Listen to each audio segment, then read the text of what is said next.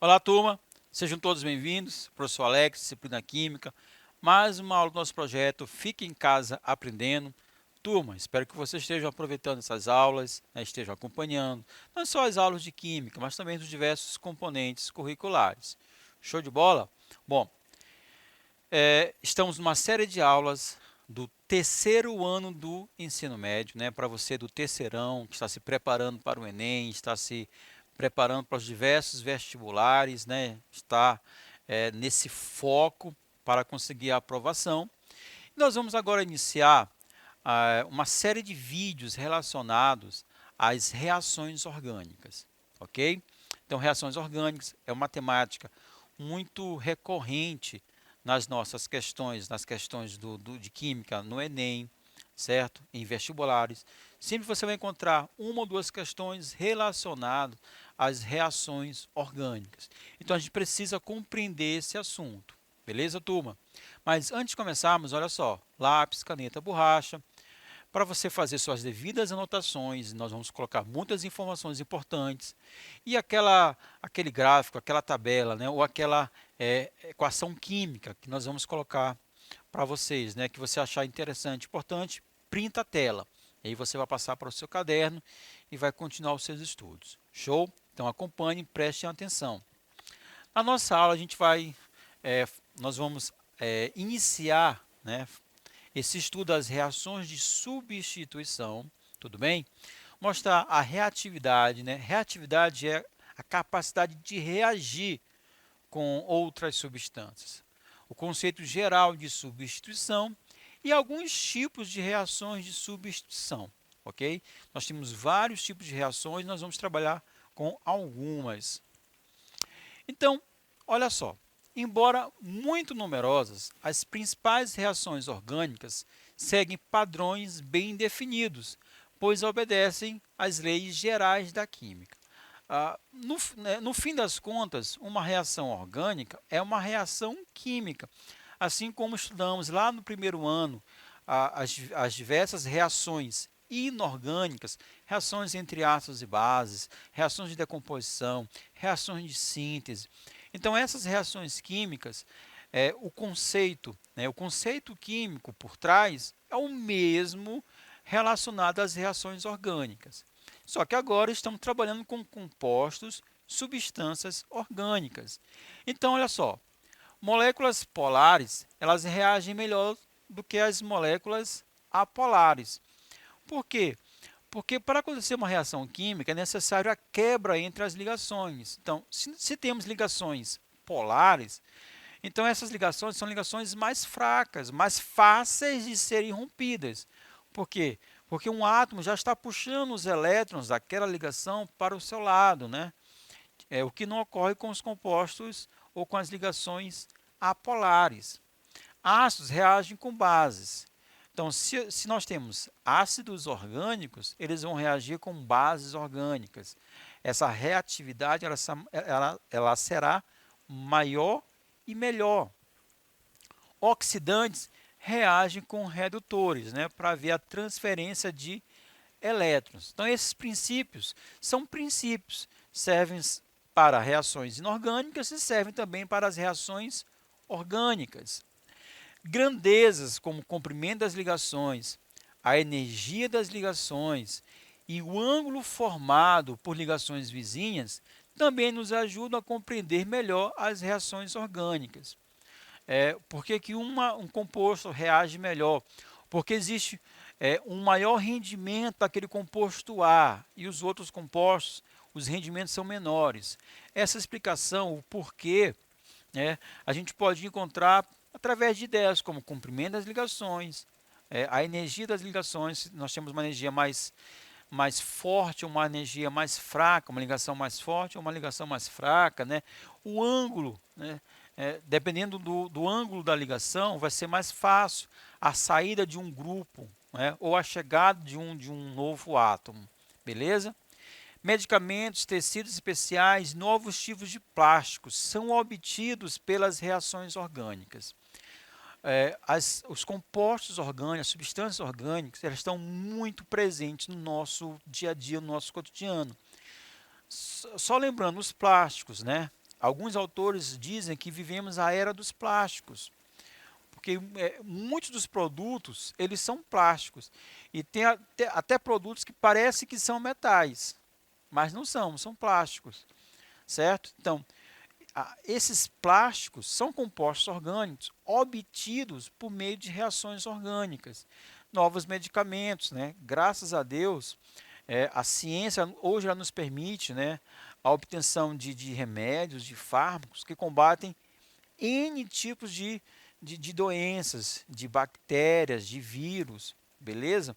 Então, mas esses produtos, eles são obtidos a partir de reações orgânicas. Então, compreender um pouco das reações orgânicas é compreender esse nosso cotidiano, né? Esse nosso cotidiano. Os diversos componentes que fazem parte do nosso dia a dia. Show? Bom, os compostos orgânicos apresentam uma certa reatividade, como já falei, né? É capacidade de reagir com outras substâncias. Então, normalmente, as reações na química orgânica são mais lentas e difíceis do que na química inorgânica. Por quê? Isso ocorre porque, em geral, as reações orgânicas elas são reações moleculares. Os compostos orgânicos são compostos moleculares, enquanto boa parte dos compostos inorgânicos eles são iônicos. E aí, sendo iônicos, né, na verdade, eles já estão separados, né, o cátion do ânion. Então, é mais fácil para eles reagirem.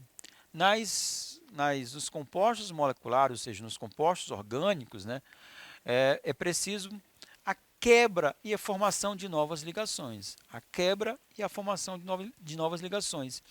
E, turma, esse processo é um processo lento, certo?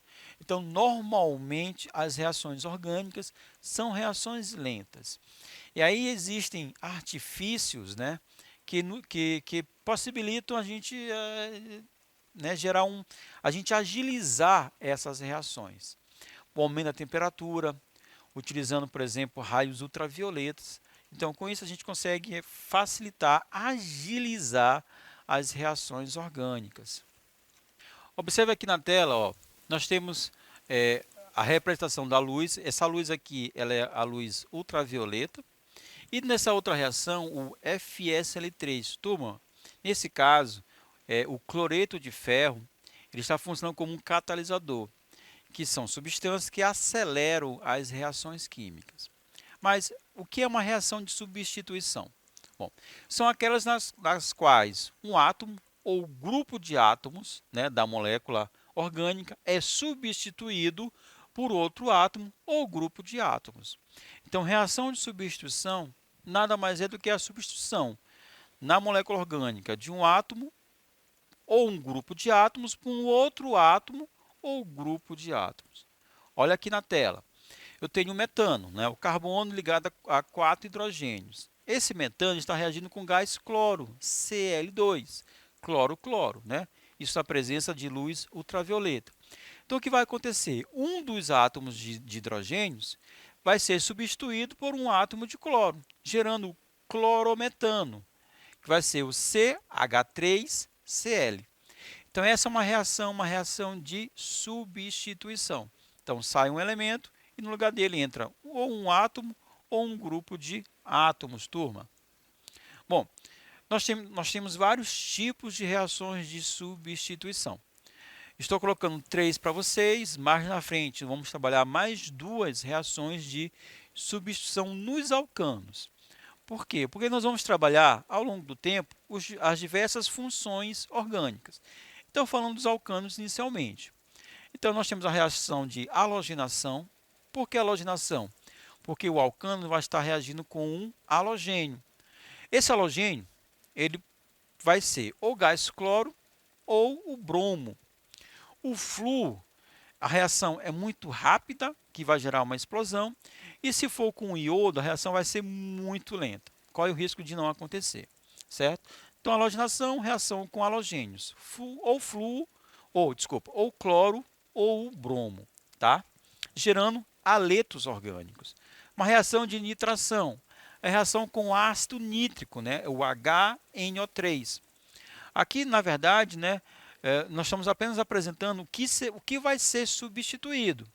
Vai ser o hidrogênio do alcano com o grupo OH do ácido nítrico. O resultado dessa reação vai ser o que? O nitroalcano, vai entrar o grupo NO2, né?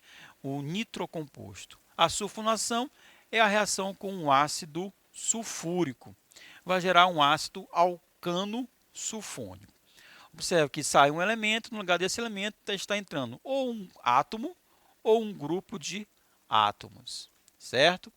Turma, olha só, no que se refere às reações de halogenação, né, as reações com o gás cloro ou o gás ou bromo, podemos ainda acrescentar que, primeiro, o metano com excesso de cloro e com auxílio de calor e de luz ultravioleta, ele poderá sofrer diversas substituições, não apenas uma. Olha só, o metano. Então, saindo um hidrogênio e entrando um cloro, eu vou obter o clorometano ou cloreto de metila, né? Aqui houve apenas uma substituição. Mas se ainda houver reagentes, então essa reação ela pode prosseguir, gerando um diclorometano, um triclorometano ou um tetraclorometano, que é o cloroforme, um tetracloreto de carbono. Beleza? Isso serve para o metano, mas serve também para todos os outros alcanos, né? Os hidrogênios eles podem ser substituídos. Uma segunda observação é que alcanos maiores, ou seja, alcanos com 3 ou mais carbonos, poderá haver a formação de isômeros, né? Por quê? Porque, como eu falei, os hidrogênios eles vão ser substituídos. Se a gente tomar como base o propano, né, CH3, CH2, CH3, né, ele reagindo com o cloro, então eu posso ter duas substituições possíveis. Um dos hidrogênios das extremidades, eles podem ser substituídos pelo cloro, certo? Ou então o hidrogênio do carbono do meio, ele pode ser substituído. Então eu vou ter a formação desses dois isômeros, são isômeros de posição. E o interessante é a quantidade, a porcentagem de cada um deles. Olha só aqui a explicação. Ó.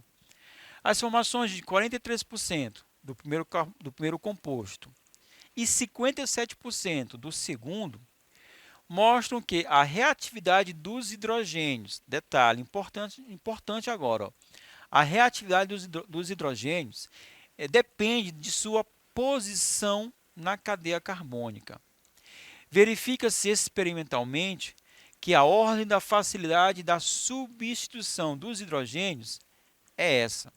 Ou seja, carbono terciário tem uma maior facilidade do que carbono secundário, que tem uma maior facilidade do que carbono primário. Então, a ordem crescente seria carbono primário, secundário e terciário. O hidrogênio mais facilmente substituível é o hidrogênio do carbono terciário, certo? Então, se a estrutura tiver um carbono terciário, então essa substituição nesse carbono vai gerar o composto com maior rendimento. Olha só aqui um exemplo. Ó. Nós temos o metilbutano, né? Um composto, um alcano grande, onde vai apresentar vários tipos de hidrogênios. Ele reagindo com bromo, são possíveis quatro resultados. E todos eles são isômeros. Né? Eles são isômeros porque o que está diferenciando é apenas a posição do bromo, do átomo de bromo. Só que dentre os quatro resultados possíveis, se verifica experimentalmente que esse resultado aqui, na verdade, o 2-bromo, 2-metilbutano, é o resultado com maior rendimento, 90%. Agora, por quê? Por quê? Observe aqui a estrutura dele, gente. Ó, observe. Esse carbono, ele é um carbono terciário, né? Ele apresenta um hidrogênio. Ele é um carbono terciário. E o que a ordem de prioridade nos diz, né? A ordem de prioridade nos diz que o hidrogênio do carbono terciário ele é mais facilmente substituível.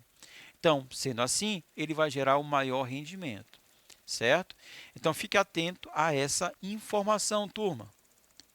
E nós temos mais dois tipos de reações de reações de substituição em alcanos, que são as reações de alquilação e a reação de acilação. A alquilação é a entrada do radical alquil, ou seja, da cadeia carbônica, né, de carbonos, e a acilação é a entrada do radical acila, que é essa estrutura aqui, turma, ó, que vai gerar o quê? Vai gerar uma cetona, beleza? Então, alquilação e acilação são outras reações de substituição em alcanos. Para a gente fechar, vamos trabalhar agora algumas questões para a gente poder ficar com esse conteúdo de reações de substituição melhor fundamentado. Então vamos lá. No 3-metilpentano, aqui está a estrutura, 3-metilpentano, nós temos vários hidrogênios, ó, cuja estrutura está representada a seguir. O hidrogênio mais facilmente substituível, né, por halogênio está situado no dinúmero. Né? Qual hidrogênio que a gente consegue substituir com maior facilidade? Que a gente precisa lembrar. Existe uma ordem de prioridade na substituição. A ordem crescente é hidrogênio do carbono primário, hidrogênio do carbono secundário, hidrogênio do carbono terciário. Então, a prioridade é o carbono terciário, beleza? Turma, ó, o hidrogênio do carbono terciário é o hidrogênio que é substituído com maior facilidade. Hidrogênio do carbono terciário. Vamos observar a estrutura. Será que existe um carbono terciário? Carbono terciário é aquele carbono ligado a três outros carbonos. Esse bem aqui, turma, que é o carbono 3. Esse carbono ele está ligado a três outros carbonos, carbono terciário, e ele apresenta o hidrogênio, né? Então, esse hidrogênio do carbono terciário é o hidrogênio mais fácil de ser substituído. Por isso, nossa alternativa é a letra C. Show de bola? Agora, olha só. A monocloração do 2-metilbutano pode originar vários produtos orgânicos. Dois desses produtos apresentam atividade óptica. Ó, atividade óptica, grave esse termo. Os nomes desses produtos, né, que apresentam atividade óptica são, né, aqui estão as alternativas. O que nós fizemos? Ó, aqui está o 2-metilbutano reagindo com o cloro e os resultados possíveis, turma, são possíveis 4 resultados. Quem vai apresentar atividade óptica? Quem tiver carbono quiral, carbono assimétrico, né? E nós falamos lá na aula de isomeria óptica que o carbono quiral, esse carbono assimétrico, a gente identifica através de um asterisco. Então, vocês vão observar que dois compostos, né, dois resultados, apresentam o asterisco. O que é o carbono quiral? Né? É o carbono que está ligado a 4 ligantes diferentes. Por exemplo, esse carbono quiral está ligado a um metil, a esse grupo CH2Cl, ao hidrogênio e a um grupo etil, 4 ligantes diferentes. Então, ele é classificado como carbono quiral. Então, nós temos dois que identifiquei para vocês e a resposta correta é a letra B. O 1-cloro-2-metilbutano e o 2-cloro-3-metilbutano. Turma, em questões de reações orgânicas, reações de substituição, reações de adição, que vamos trabalhar mais na frente, reações de eliminação, a gente pode trabalhar outros conceitos também. Beleza, turma? Turma, espero que vocês tenham gostado. Um forte abraço e até a próxima. Tchau!